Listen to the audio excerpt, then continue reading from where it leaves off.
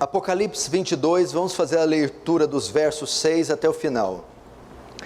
Disse-me ainda: estas palavras são fiéis e verdadeiras. O Senhor, o Deus dos espíritos dos profetas, enviou seu anjo para mostrar aos seus servos as coisas que em breve devem acontecer. Eis que venho sem demora. Bem-aventurado aquele que guarda as palavras da profecia desse livro. Eu, João, sou quem ouviu e viu estas coisas.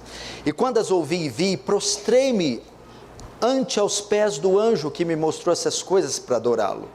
Então ele me disse: vê, não faças isso. Eu sou conservo teu, dos teus irmãos, os profetas, e dos que guardam as palavras deste livro. Adora a Deus. Disse-me ainda: não cele as palavras da profecia desse livro, porque o tempo está próximo. Continue injusto fazendo injustiça, continue imundo ainda sendo imundo. O justo continue na prática da justiça, e o santo continue a santificar-se. Verso 12: eis que venho sem demora, e comigo está o galardão que tenho para retribuir a cada um segundo suas obras. Eu sou o alfa e o ômega, o primeiro e o último, o princípio e o fim. Bem-aventurados aqueles que lavam as suas vestiduras no sangue do Cordeiro, para que lhes assista o direito à árvore da vida, e entrem na cidade pelas portas. Fora ficarão os cães, feiticeiros, os impuros, assassinos, os idólatras e todo aquele que ama e pratica mentira. Eu, Jesus, enviei o meu anjo para vos testificar estas coisas. Eu sou a raiz e a geração de Davi, a brilhante estrela da manhã. O Espírito e a noiva diz: vem. Aquele que ouve, diga: vem. Aquele que tem sede, venha. E quem quiser, receba de graça da água da vida. Eu, a todo aquele que ouve as palavras da profecia desse livro, testifico: se alguém lhes fizer a qualquer acréscimo, Deus lhe acrescentará os flagelos escritos nesse livro. E se alguém tirar qualquer coisa das palavras do livro dessa profecia, Deus tirará a sua parte da árvore da vida, da cidade santa e das coisas que se acham escritas nesse livro. Aquele que dá testemunho dessas coisas diz: certamente venho sem demora. Amém. Vem, Senhor Jesus. A graça do Senhor Jesus seja com todos nós. Vamos fechar os olhos e orar. Querido Deus, obrigado por até aqui ter nos ajudado, ter nos sustentado, nos conduzido, nos iluminado nessa dificílima tarefa de expor o livro mais difícil das Escrituras. Oh Deus, sem sua graça, sem o seu socorro, seu amparo, seria impossível. Agora, mais do que compreender e entender, nos ajuda a viver à luz das verdades benditas aqui reveladas, porque quão grande e maior será o juízo daqueles a quem muito foi dado.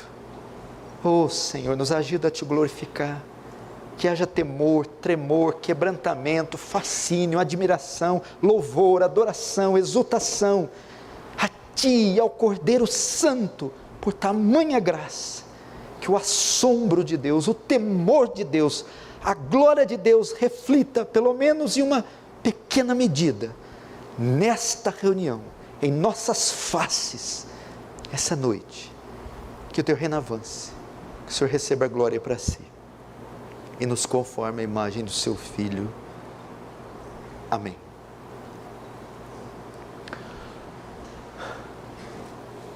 Preste atenção aqui, queridos irmãos. Eu gostaria da parte de vocês silêncio, atenção, reverência e respeito diante da palavra de Deus e diante dessas estupendas revelações. Queridos irmãos, este é o último capítulo do último livro da Bíblia. Essas são as últimas palavras que fecham o cânon das Escrituras. Dos 66 livros inspirados, Apocalipse vai fechar o cânon das Escrituras. Durante meses, nós caminhamos aqui capítulo por capítulo, versículo por versículo, desse estupendo livro que é o Apocalipse. Nós ficamos encantados com cada joia extraída desse riquíssimo tesouro de revelações que é o Apocalipse. Bom, pelo menos eu fiquei encantadíssimo. O Apocalipse, então, encerra o cânon das Escrituras de forma perfeita, de modo que sem ele, a Bíblia não seria completa. Alguns textos de todos os outros 65 livros só poderiam ser entendidos à luz de Apocalipse. Ele traz revelações precisas, como por exemplo, a identidade da serpente no Éden, em Gênesis 3. Notem que o texto de Gênesis não menciona o diabo, não menciona um espírito, nem um demônio, só menciona que uma serpente, um animal, veio e falou com Eva.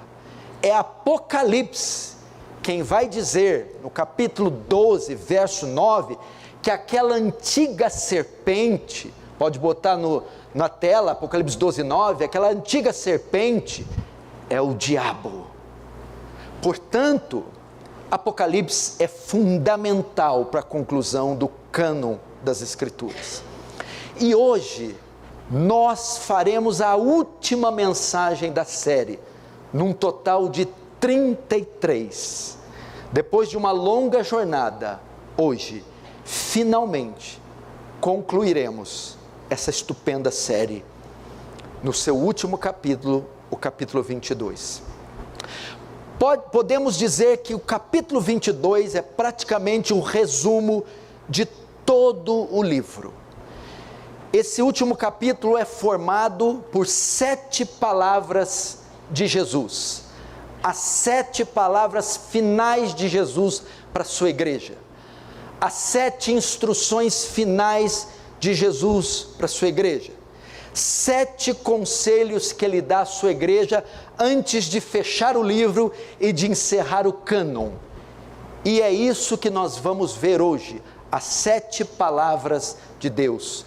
Você não ficaria curioso, depois de Deus ter falado em Gênesis, Êxodo, Levítico, Número, Deuteronômio, Josué, Juízes, Ruth? Você não ficaria curioso para saber o que ele tem a dizer no final? Quais são suas últimas palavras? O que ele achou importante destacar? E como ele vai fechar o livro? Então fique atento, que é isso que nós vamos ver. A primeira palavra que ele traz para a igreja é: considerem o Apocalipse, considerem este livro. Veja o verso 6. Disse-me ainda: estas palavras são fiéis e verdadeiras. O Senhor, o Deus dos espíritos dos profetas, enviou seu anjo para mostrar aos seus servos as coisas que em breve devem acontecer. Veja, o Apocalipse é uma série de visões que João tem na ilha de Patmos, e ele registra essas visões em rolos, pergaminhos, que vão se formar e tornar o Apocalipse. Aqui no 22, do verso 6 em diante, as visões do céu cessam. João agora recebe instruções finais, palavras finais. E o anjo diz para ele: estas palavras, que palavras são essas? O livro todo de Apocalipse são fiéis e verdadeiras. Então o anjo quer mostrar a fidedignidade do livro, a veracidade, a infalibilidade, a inerrância, a credibilidade do livro. Estas palavras, o livro, o Apocalipse, são fiéis e verdadeiras. Essas palavras são fidedignas. Tudo que Deus revelou aqui é infalível. Essa é a ideia. Essas palavras não são meras palavras, não são imaginação da mente humana, não são palavras lançadas ao ar. Essas palavras são a verdade.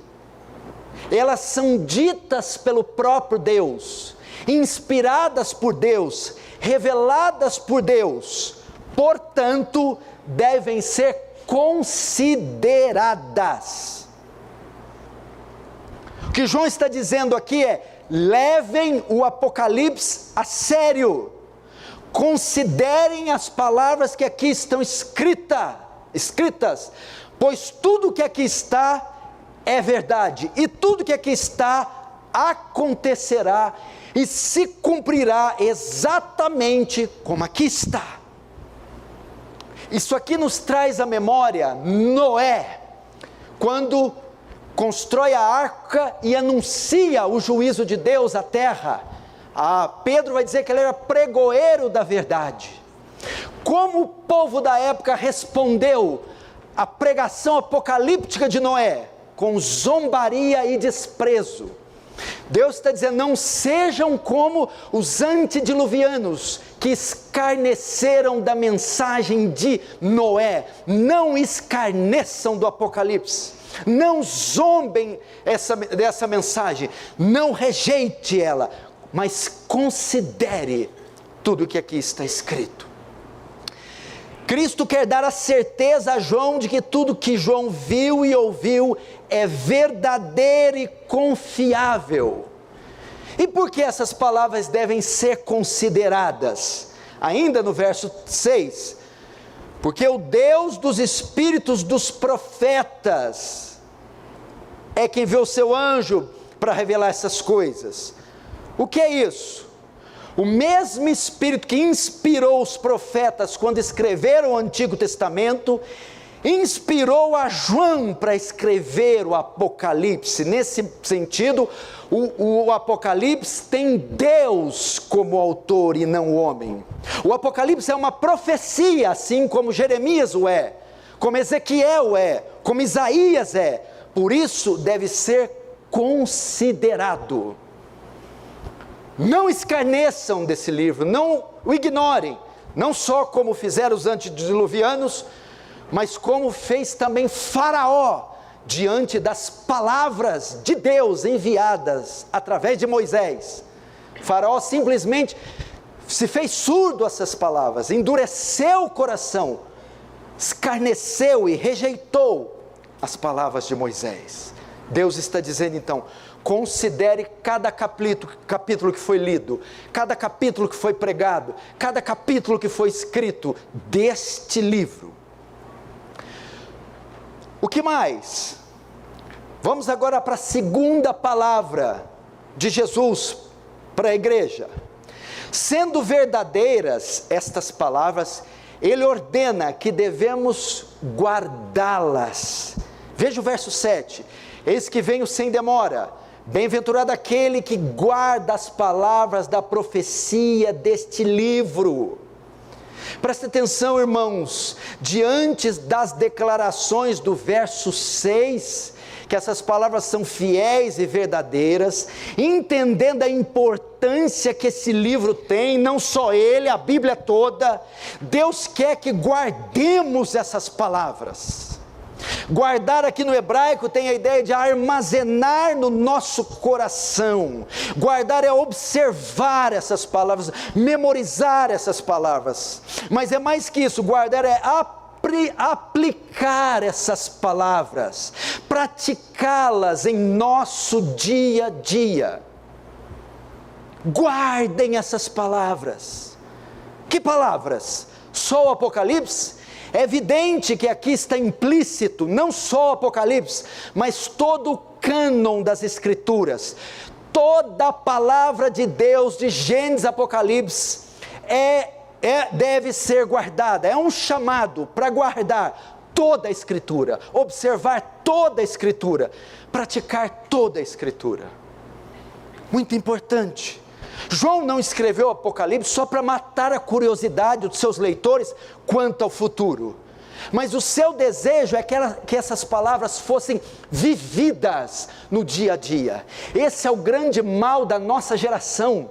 Nós temos cultuadores de sermões, nós temos admiradores de sermões, colecionadores de sermões, mas nós não precisamos de gente que admira sermões, colecionam sermões na playlist, ou que cultuam e veneram sermões de Edward Spurgeon, Lloyd Jones, mas pessoas que aplicam os sermões, praticam o seu viver diário, as Escrituras.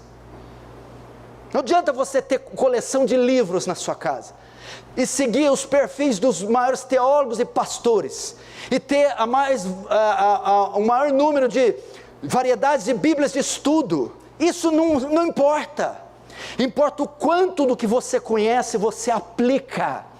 E é isso que João, não fiquem estupefatos pelas visões, não fiquem encantados com a revelação do Apocalipse, não fiquem deslumbrados, extasiados apenas, mas guardem essas palavras, apliquem essas palavras no seu viver diário. Mateus 7:25, todo aquele, pois, que ouve as minhas palavras e não as pratica, assemelhá-lo-ei ao homem insensato que edificou a sua casa sobre a areia. Caíram as chuvas, desceram os rios, sopraram os ventos, combateram contra aquela casa, e ela caiu, e grande foi a sua ruína.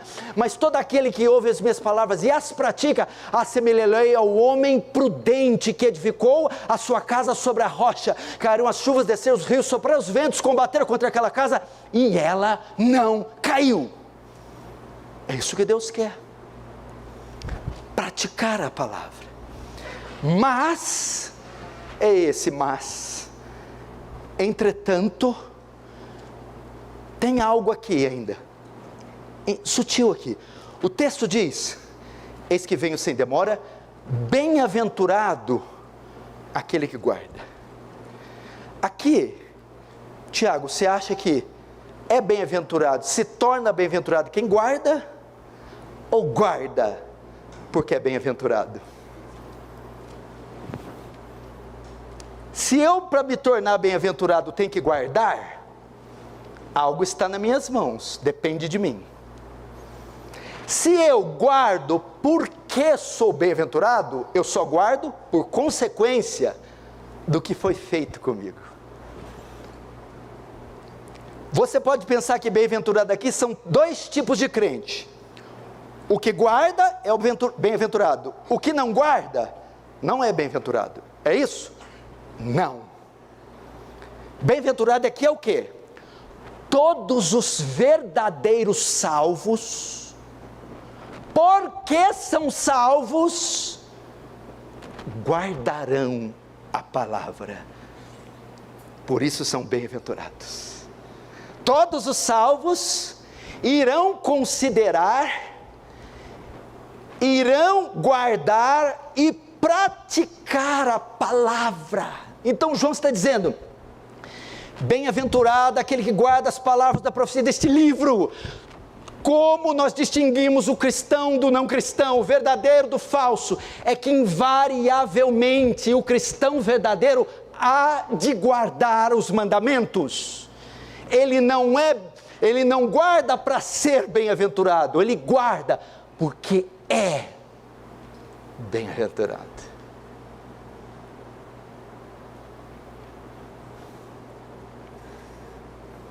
Bem-aventurado. Quer saber se alguém vai herdar a vida eterna ou não? Se alguém é bem-aventurado ou não? Veja o quanto da palavra ele observa no seu viver diário, nos mínimos detalhes.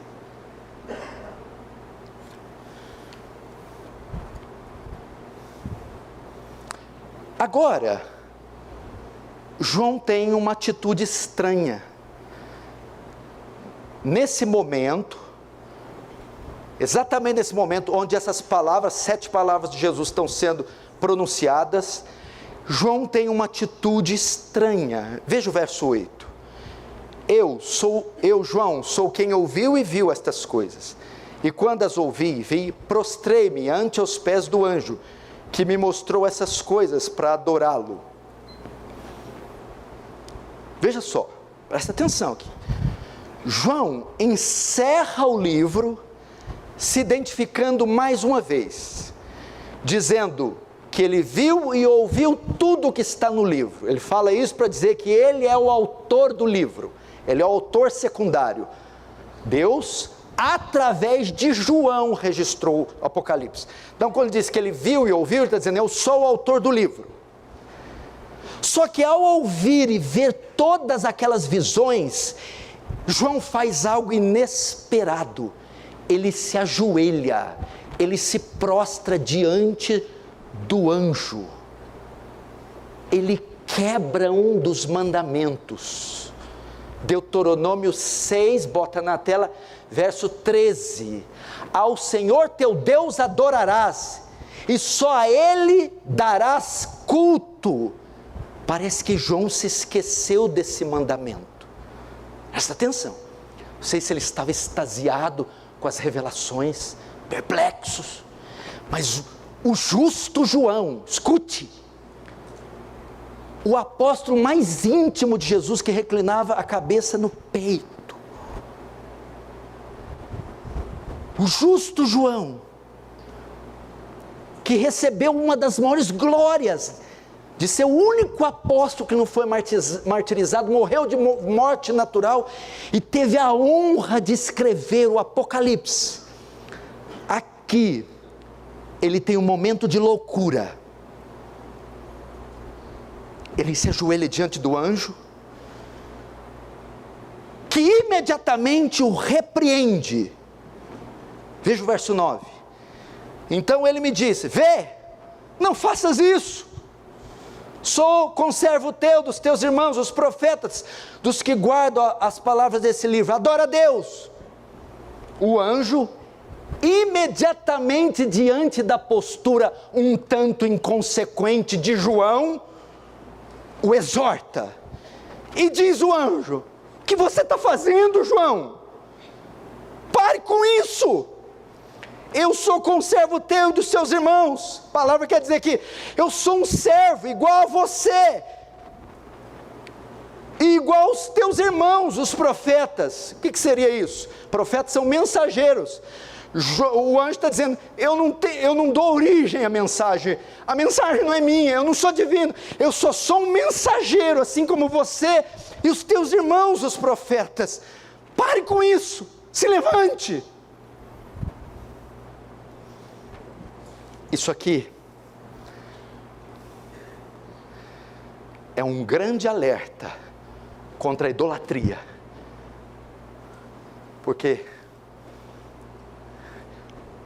João, o anjo mesmo vai dizer: adora a Deus. Está fazendo menção de Deuteronômio 6, ao seu Senhor teu Deus adorarás, e só a Ele darás culto. Irmão, isso aqui também nos traz um ensinamento tremendo. Aquele que está de pé, cuide para que não caia. Isso serve para qualquer pessoa, mesmo o mais extraordinário dos apóstolos. O texto diz: bem-aventurado aquele que guarda as palavras da profecia. Depois o 9 diz: eu sou irmão seu dos profetas que guardam as palavras. A ideia é que, João, você não está guardando a palavra deste livro. Cuidado. Aquele que está de pé, cuide para que não caia. Vai um alerta. Mesmo um homem que viu Jesus encarnado, deitou do seu peito, e até agora está vendo 7 sessões de visões, teve um momento de loucura e teve que ser repreendido por o anjo. Está firme? Está de pé? Está fiel? Não bate no peito, não se gaba não, porque Pedro fez isso e negou ele 3 vezes. Que mais que Deus ensina aqui, irmãos? Que o louvor a qualquer criatura, seja anjo, seja humano, animal, objeto, é absolutamente proibido. Existem só 2 categorias de seres no universo: o Criador e a criação. Nada em toda a criação deverá ser colocado acima do Criador e receber adoração. Nada, nem filhos, nem marido, nem ministério, nem empresa, nem dinheiro, nem beleza, nem corpo, nem sol, nem lua, nem nada. Nem anjos, nem nada. Então João recobra os sentidos e se ergue. São 7 palavras finais para a igreja. Vamos agora para a terceira. Terceiro conselho de Cristo para a sua igreja. No fim, Jesus diz que a igreja deve se destacar. Verso 10. Diz-me ainda, não celes as palavras da profecia deste livro, porque o tempo está próximo. Verso 11, continua injusto fazendo injustiça, continua imundo ainda sendo imundo, o justo continua na prática da justiça e o santo continue a santificar-se. O verso 10 diz, não cele as palavras da profecia desse livro. Escute. Algumas vezes no Antigo Testamento, vinham revelações da parte de Deus para os profetas, e Deus dizia, cele este livro, pois essas palavras não são para esse tempo. Isso, por exemplo, está em Daniel 8, verso 26, está escrito assim, tu, porém, preserva, sela a visão, porque se refere a dias ainda muito distantes. Então, algumas revelações, Deus mandava selar, porque pertencia a algo muito distante. Mas aqui Jesus diz, não cele este livro, pois isso que aqui está registrado é para agora, é para hoje. O rolo de Daniel estava selado porque o cumprimento de tais palavras estava distante. Agora, o Apocalipse não cele esse livro, pois essas palavras são para o nosso tempo. O que é isso? O Apocalipse, Galiano, está se cumprindo neste exato momento. Ele é para hoje, ele é para agora.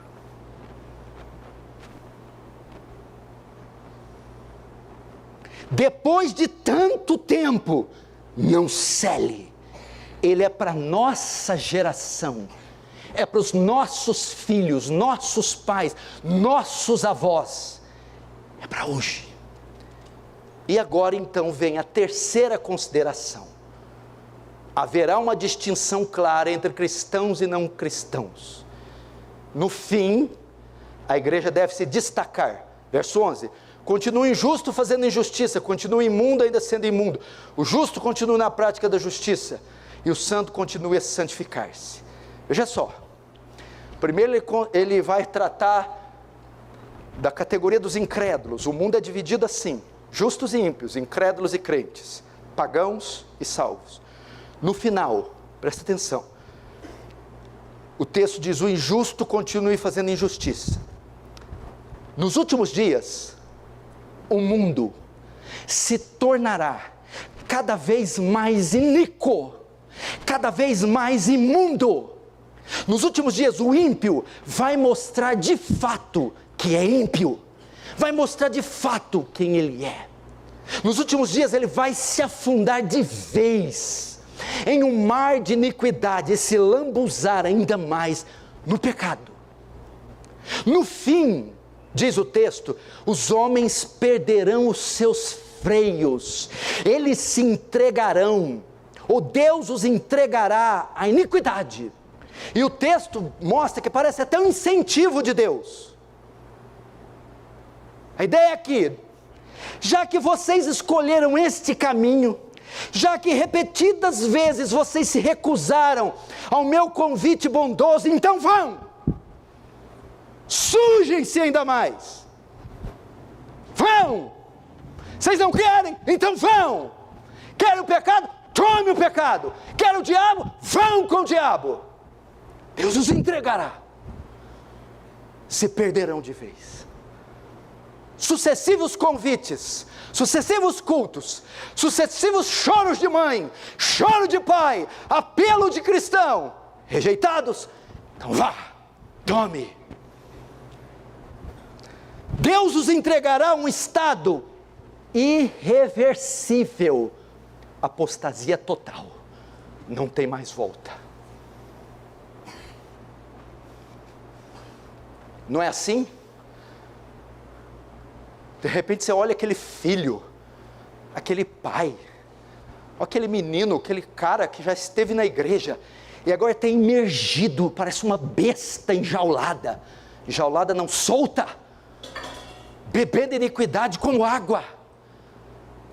Deus falando, no fim, eles serão entregues ao próprio desejo. A mãe, o que está acontecendo com esse menino? Entregou. O que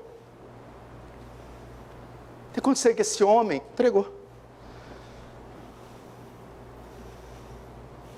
Irmãos, escute, no livro todo Deus está constantemente fazendo um convite de arrependimento, inclusive Ele fará no 22.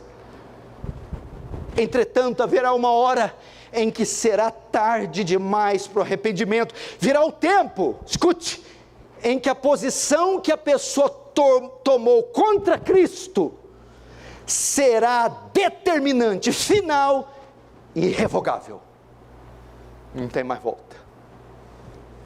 Está dizendo, o sujo vai se limpar, o injusto vai praticar justiça. Não, nesse tempo sujo, aí que vai sujar, não tem volta. Em contrapartida,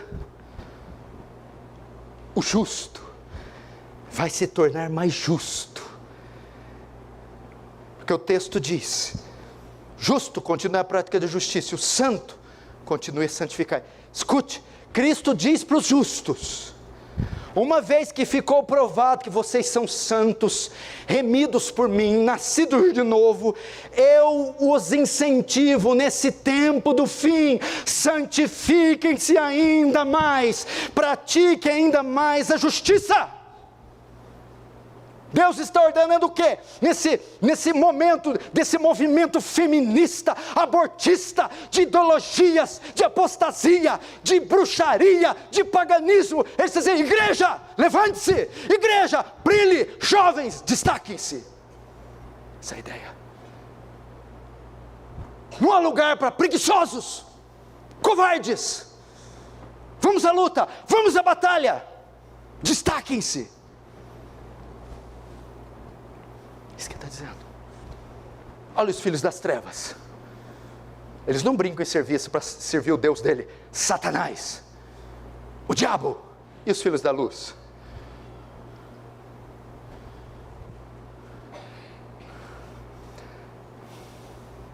Só que essa declaração de Cristo nos revela outra coisa do verso 11, presta atenção.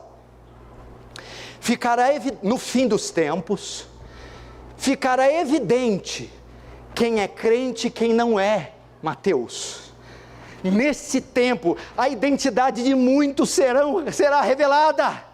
Os bodes e os lobos que estão entre o povo de Deus mostrarão as suas garras e não conseguirão mais esconder sua identidade. Porque o joio foi plantado com o trigo e são muito semelhantes, e a igreja é mista, mas nesse tempo eles não vão conseguir segurar a sua depravação. Então vai haver uma ruptura, o crente será claramente visto como um cristão, e o ímpio como ímpio. Não vai haver mais confusão, não vai haver mais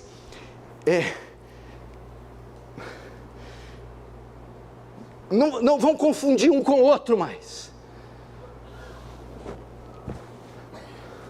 O joio começará a se distinguir do trigo.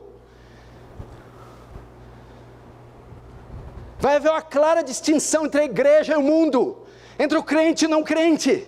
Esse vai para o extremo da iniquidade, o outro para o extremo da justiça. Um brilhará enquanto o outro se afundará nas trevas. Os justos nesse tempo brilharão como nunca, serão tomados por um forte amor por Cristo e se destacarão, sendo irrepreensivelmente zelosos com o Evangelho.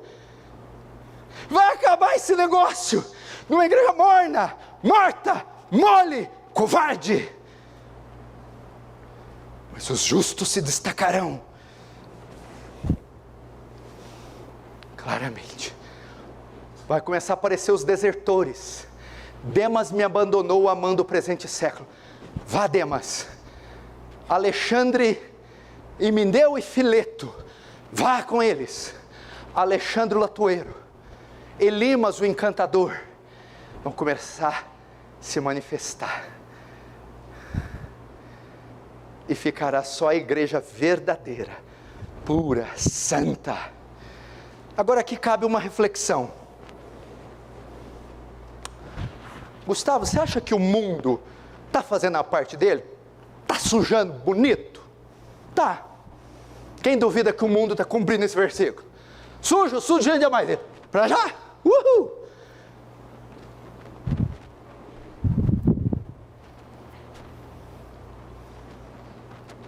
E o justo? Ah, o justo. O justo. Netflix, praia, comida, conforto, lazer. Uhul! Jesus falou: os filhos das trevas são mais prudentes que os filhos da luz. Será que o justo está cada vez mais justo? Reflita. Eu só tenho pedido uma coisa para Deus: não me faça uma pedra de tropeço para o seu reino nessa vida. Se eu não fizer o bem, não me deixa fazer o mal, me recolhe. Eu me recuso levar seu brasão no peito, carregar seu nome e ser um borra-botas.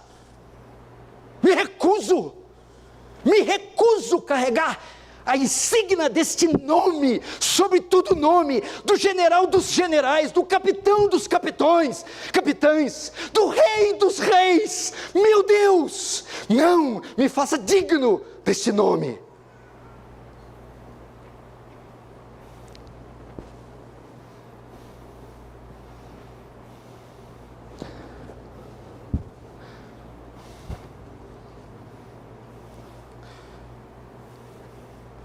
Quantos estão entendendo? Diz amém. Então você aparece aqui quarta-feira para honrar o nome dele. O galardão, verso 12, diz assim: eis que venho sem demora e comigo está o galardão que tenho para retribuir a cada um segundo as suas obras. Deus, então, falamos do justo e do ímpio. Dois caminhos são colocados diante de nós: o da bênção e da boa audição, do bem e do mal. Deus vem, escolhe pois o do bem. Mas existem dois caminhos e nós fazemos a escolha. Deus então retribuirá a escolha que cada um fez. Verso 12: Jesus virá como um juiz e recompensará cada um de acordo com suas obras. O injusto que emergiu na injustiça receberá sua retribuição por tais coisas. O justo que permaneceu na prática da justiça também será devidamente retribuído. O que esse texto nos ensina? Que as nossas obras aqui na terra, o nosso serviço, será considerado, e que haverá graus de punição eterna no inferno e graus de premiação no céu. De modo que pergunto: o que é esse galardão que ele vai dar? A palavra galardão quer dizer prêmio, presente.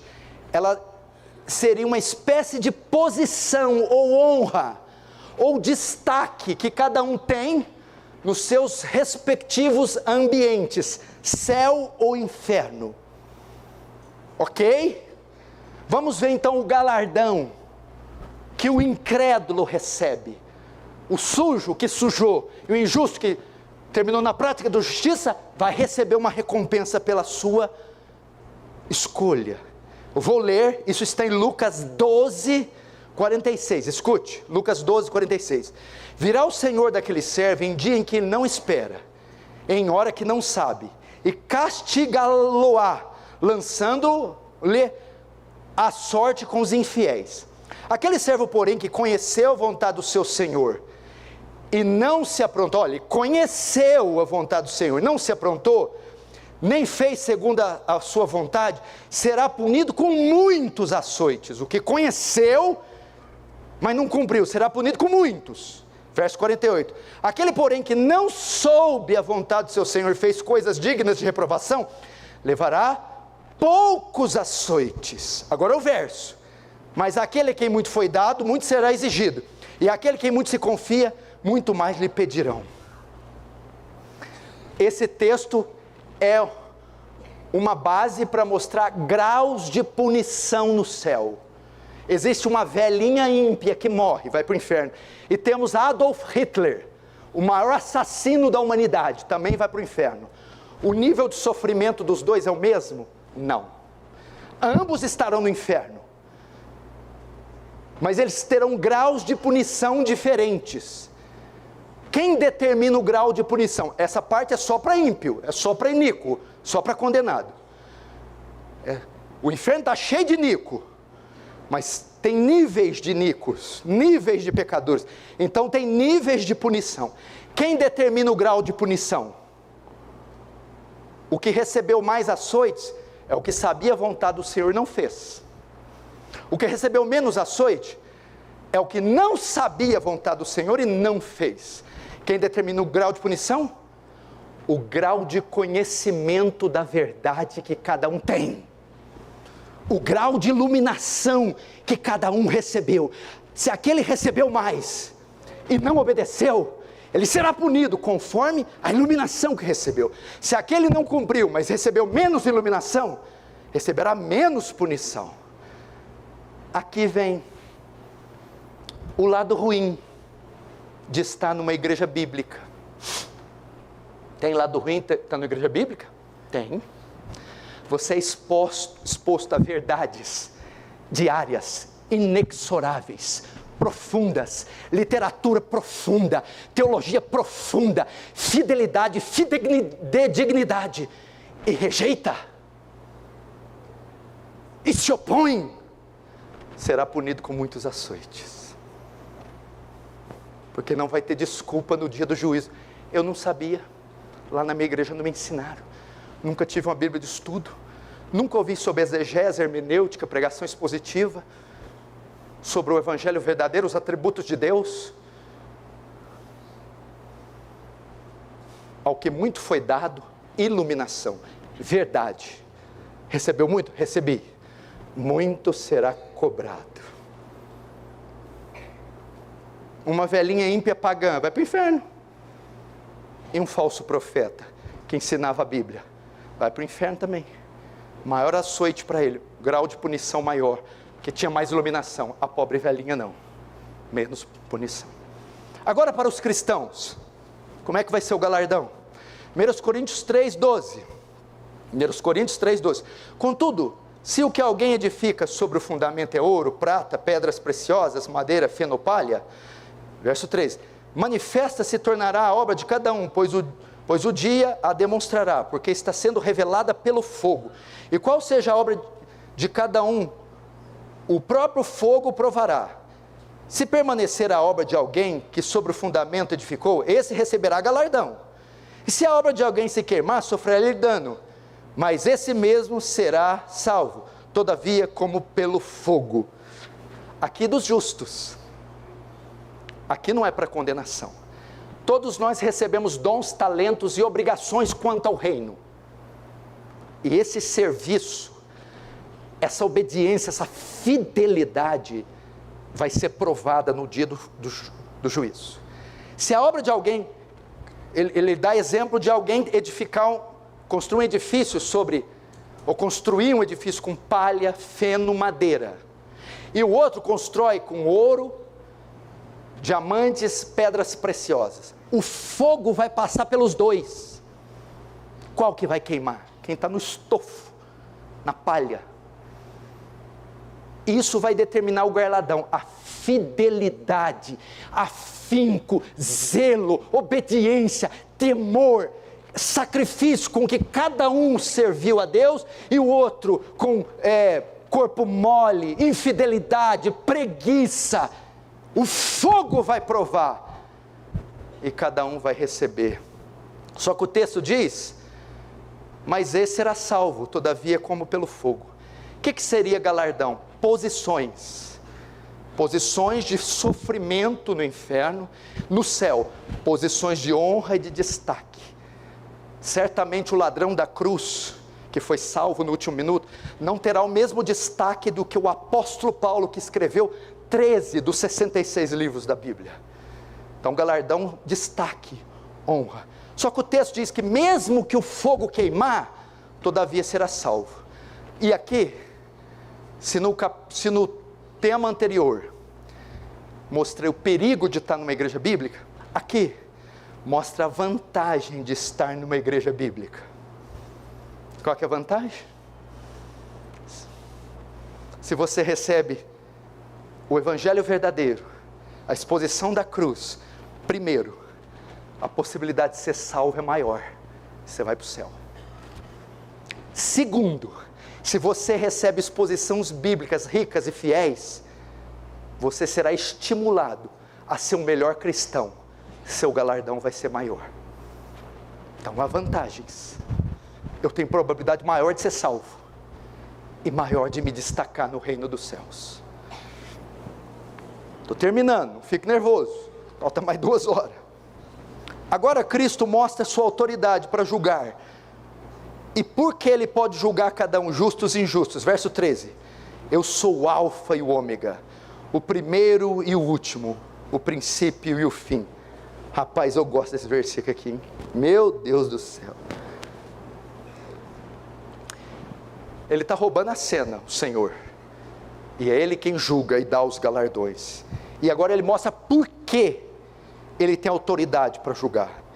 Ele começa declarando que Ele é o alfa, a primeira letra do alfabeto grego, e o ômega, a última letra do alfabeto grego. Depois ele diz: eu sou o primeiro e o último. Aqui o sentido é cronológico. Ele é o primeiro, ele abre a história e fecha a história, ele rompe o livro e lacra o livro. Toda a história está nas suas mãos, ele é o Senhor da história. E depois: eu sou o princípio e o fim. Aqui não fala de tempo, mas fala de propósito. Quando diz eu sou o princípio, eu sou a origem de todas as coisas de mim provém, de mim procede, eu criei todas as coisas, e não sou só a origem de todas as coisas, mas sou o fim, eu sou a consumação de todas as coisas, a finalidade de todas as coisas. Tudo que foi criado existe por mim e para mim. Jesus está falando da sua divindade, a sua autoridade, por isso Ele pode julgar. Agora vamos para a quarta instrução, quarta palavra. Ele mostra agora quem entra e quem fica fora do céu. Verso 14: bem-aventurado aqueles que lavam suas vestiduras no sangue do Cordeiro, para que lhes assista o direito da árvore da vida, e entrem na cidade pelas portas. Fora ficarão os cães, os feiticeiros, os impuros, os assassinos, os idólatras, e todo aquele que ama e pratica a mentira. Uau! Quarta palavra, ele mostra quem entra, quem fica fora do céu. Presta atenção: sendo a origem a consumação de tudo, alfa e ômega, ele decide quem entra, quem fica fora do céu. Já vimos isso durante todo o livro, então vou andar bem rápido, já vimos várias vezes isso. Primeiro, quem entra no céu? Verso 14: bem-aventurado aqueles que lavam suas vestiduras no sangue do Cordeiro, para que tenha direito à árvore da vida. Primeiro ele mostra o modo de entrar. A entrada em novos céus e nova terra não ocorre por méritos. Eu preciso ser lavado. Eu estou imundo, sujo. Qual é a sujeira? Pecado, iniquidade. Qual a única coisa que pode me lavar? O sangue do Cordeiro. O que é isso? Só entra no céu quem creu no evangelho da graça e da glória, quem creu na cruz de Cristo, quem depositou sua confiança no Calvário, nos méritos de Cristo. Eu não vou para o céu pela minha justiça, bondade ou obras. Eu vou pela justiça, bondade, obras e méritos de outro, a saber, Cristo crucificado. É só assim que se entra no céu, é pelo poderoso Evangelho, é pela morte e ressurreição de Cristo, é pelo pagamento que Ele fez ao Pai na cruz. A Bíblia diz: todos pecaram e destituídos da glória de Deus estão sendo justificados gratuitamente pela sua graça. É assim que eu entro no céu. E agora os que ficam de fora, verso 15, fora ficam os cães, feiticeiros, impuros, assassinos, idólatras e todo aquele que ama e pratica mentira. Veja só, quem entra não é nomeado, quem fica de fora parece que é listado, como se fossem nomeados. É praticamente a mesma lista de Apocalipse 21:8. Quem são os que ficam de fora? Primeiro, os cães, não é os cachorros, crianças. Cães, a ideia aqui, lembra de Pedro, o cão que voltou o seu vômito. É aqueles que estiveram na fé e desistiram dela. Vomitaram o mundo, o lixo, o pecado, e agora desistiram e tomaram o vômito de novo. Os desviados, apóstatas, os covardes, os tímidos, não tiveram a honra, o sangue aqui para carregar sua cruz, voltaram de novo a beber iniquidade, ficaram de fora. Os feiticeiros, aqueles que consultam mortos, adivinhos, prática do ocultismo, magia. Os impuros, aqueles que são imergidos em perversão sexual, os sexualmente imorais, toda a prática de pecado, de porneia. Os assassinos, aqueles que não têm o menor respeito e valor à vida, abortistas, homicidas, ditadores, facínoras. Idólatras, aqueles que se curvam diante de ídolos, adoram falsos deuses, e não só estátuas, mas pessoas, sistemas, ou adoram alguma coisa no lugar de Deus. E aqueles que amam e praticam mentira, aqueles que têm a mentira como estilo de vida, diminuem ou aumentam, trapaçam nos seus negócios, enganam, burlam notas, papéis, empresas, vivem falsidade, mentira, vivem dupla personalidade. Esses ficarão de fora, não entrarão.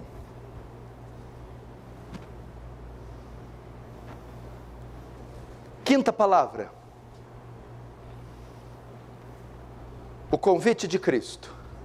Verso 16, eu, Jesus, enviei o meu anjo para vos testificar estas coisas.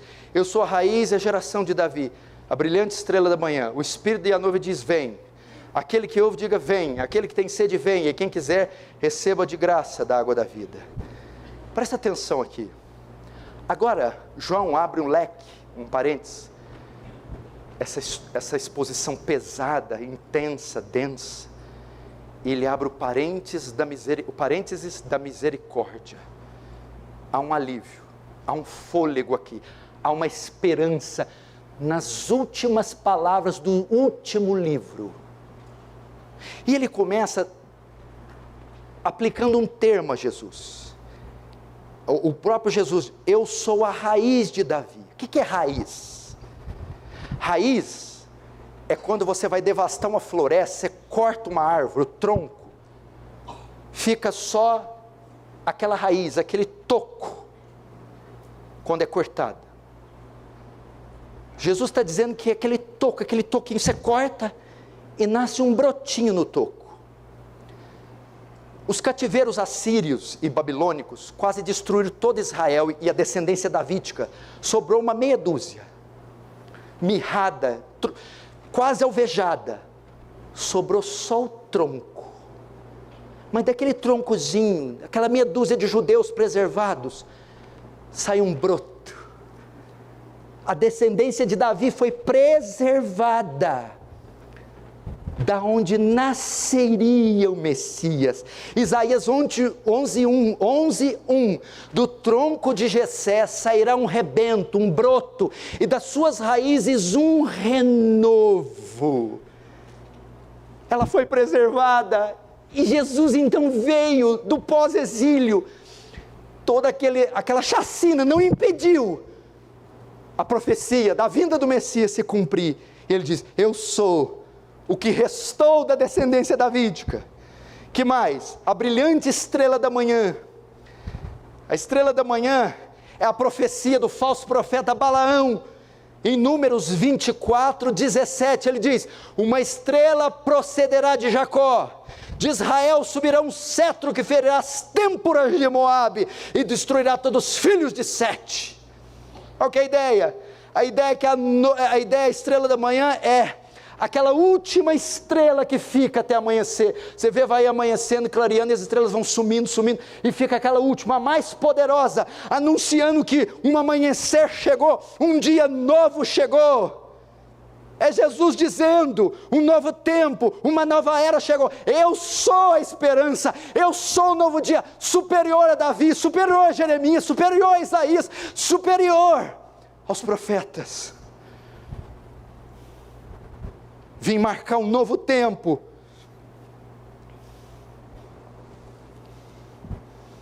E agora João mostra, porque o livro de Apocalipse todo vai tratar o quê? Principalmente da sua segunda vinda, da volta. E agora João mostra o desejo pela volta de Jesus. O texto diz 17: o Espírito e a noiva vêm, aquele que ouve diga vem. Veja só, primeiro ele mostra o desejo pela volta de Jesus, o desejo do Espírito Santo, e segundo, o desejo da igreja. O Espírito e a noiva dizem: vem, Senhor Jesus, volta, Senhor Jesus. Deus quer nos ensinar aqui, quer que desejemos a volta de Jesus, a consumação dos séculos.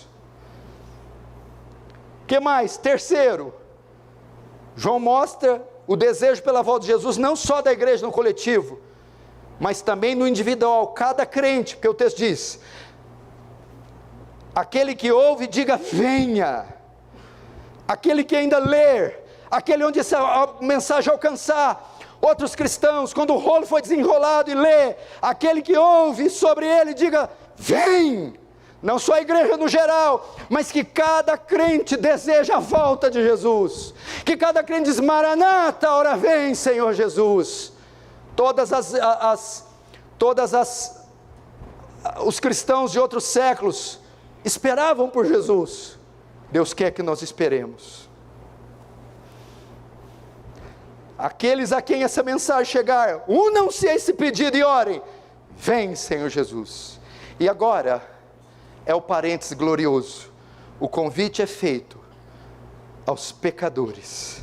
O convite é feito aos pecadores. Aquele que tem sede, venha, e quem quiser, receba de graça a água da vida. Olha que tremendo aqui, igreja.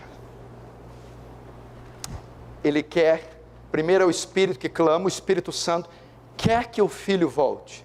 Segundo, a igreja quer que o Filho volte. E todos quantos essa profecia alcançar, unam-se ao coro e diga vem. Mas agora, ele está fechando o cânon, está acabando. Os últimos versículos estão sendo citados. Porém, antes dele fechar, ainda há esperança. Ele faz um convite. No fim do fim do fim do fim, Jesus ainda faz um convite da salvação.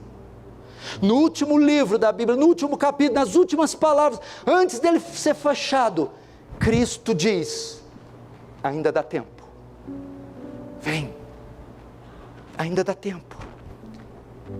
Venha. Venha antes que seja tarde. Aquele que tem sede, o texto diz, quem tem necessidade, quem sente o desejo e fala: eu não posso ficar sem Cristo. Aquele que tem sede, aquele que sabe da necessidade, aquele que entende que não tem outro caminho, aquele que tem sede, venha. Quem quiser, beba de graça da água da vida. O que é isso? Quem quiser, sem ter que pagar, sem sacrifício, sem rituais, receba o perdão é pela graça. É o texto da nossa liturgia, Isaías 55:1. Todos vós que tendes sede, vinde às águas, e quem não tem dinheiro, vinde, comprai e comei.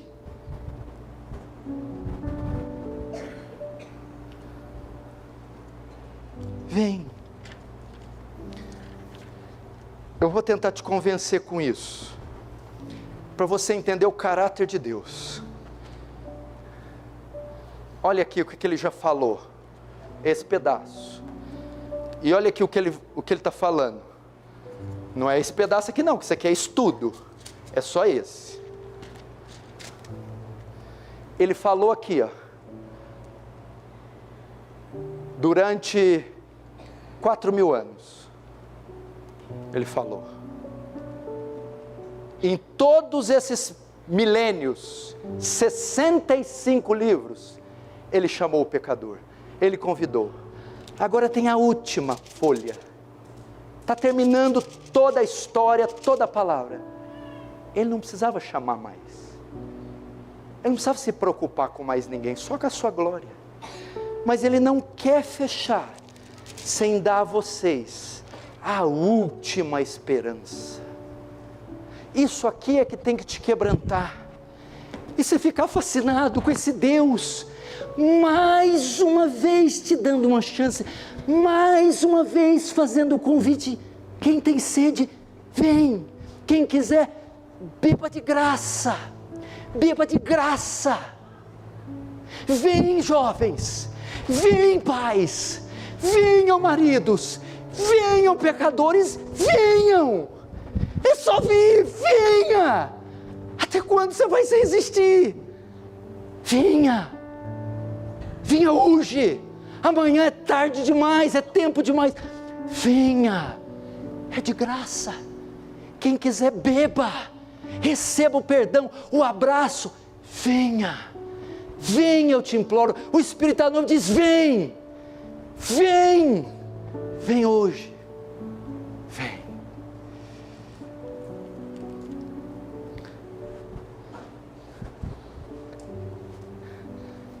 Vem. Tem mais algumas advertências aqui, eu vou fazer rapidinho. Por favor, aguenta aí.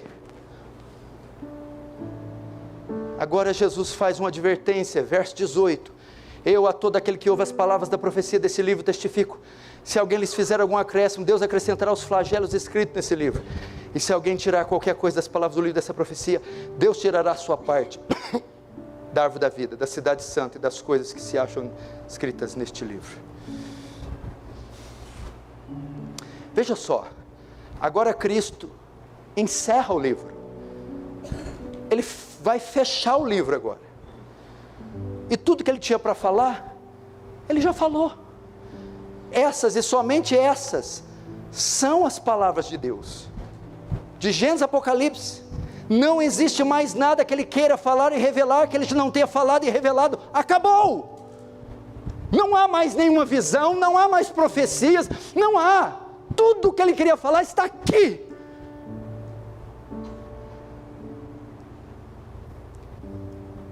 E sendo elas palavras de Deus, eu não só posso não acrescentar, como não posso subtrair, distorcer, omitir qualquer parte da sua totalidade. Deuteronômio 4:2, nada acrescentareis à palavra que vos mando, nem diminuireis dela, para que guardeis os mandamentos do Senhor vosso Deus que vos mando.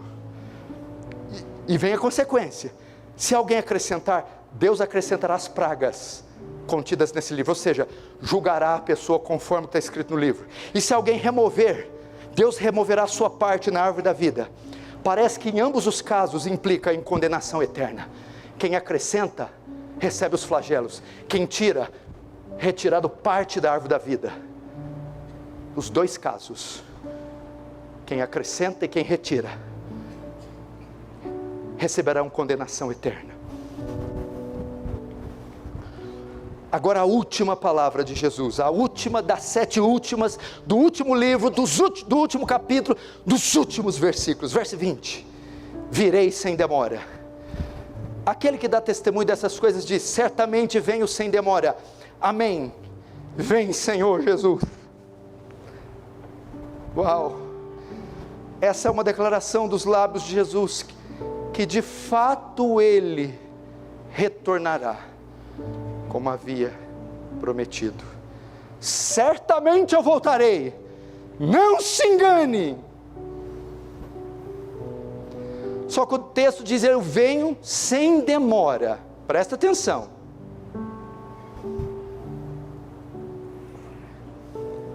O que significam essas palavras? Certamente venho sem demora. É importante notar que essas palavras são ditas 3 vezes, no verso 7, 12 e 20. Veja o verso 7, que você achou que eu ia passar disso, né? Eis que venho sem demora. Agora o verso 12. Eis que venho sem demora. Agora no verso 20. Venho sem demora. E até no verso 6. Ele diz também, ó, as coisas que em breve hão de acontecer. O que significa essas palavras? Presta atenção. No grego a sentença está no presente. Ele não diz aqui, eu virei, ou eu irei. Ele diz aqui, eu estou indo, ou estou vindo. Cristo está dizendo aqui com essas palavras, eu não irei, eu não vou, eu já estou indo. Eu não irei, eu já estou indo. Eu não voltarei, eu já estou vindo. Com isso ele está dizendo, eu já estou a caminho, eu estou descendo, eu já estou indo ao seu encontro. Lembre-se que para Deus 1000 anos é como um dia. Ele não vai se preparar para vir, Ele já está vindo. Ele não diz que vai preparar para voltar, Ele já está voltando. E isso deve nos consolar, porque Ele já está vindo, Ele já se ergueu, Ele já está a caminho. Sua volta está mais próxima agora do que nunca. Ninguém pode impedir Ele de voltar. Aí, João vai fechar o cânon. Essas foram as últimas palavras de Jesus. Jesus falando, estou a caminho. Agora olha como João responde, como nós devemos responder.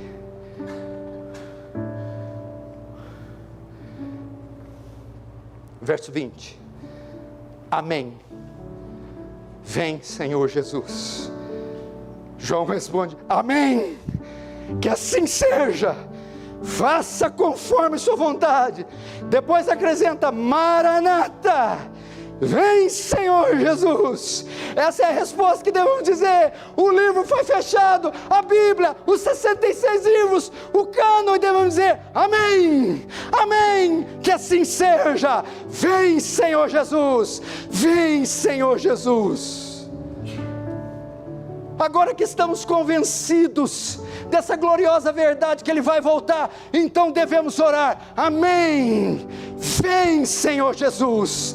Vem, Senhor Jesus. Volta. Volta, Senhor Jesus. Vem. E por fim, o que nos resta é pedir a graça de Deus, para que quando chegar esse dia, estejamos de pé. Verso 21, a graça do Senhor Jesus seja com todos nós. Feche os olhos, vamos orar.